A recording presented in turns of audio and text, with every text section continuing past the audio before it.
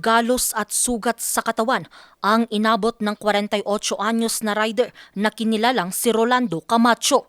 Sa kanya kasing sinasakyang motorsiklo, sumemplang nang mapadaan sa kahabaan ng National Highway sa Barangay Baroro, Bacnotan, La Union alas 7:20 ng gabi noong Linggo, March 9. Yung driver po ng motorcycle is going north.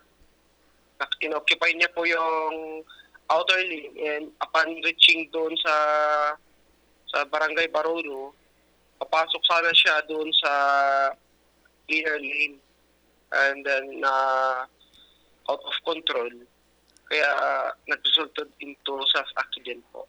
Agad namang rumesponde ang mga pulis at dinala sa pagamutan ang rider. Paglilinaw ng PNP, hindi nakainom at mayroong suot na helmet ang rider nang maganap ang insidente. Meron kasing nakapark doon na nasiraan na truck.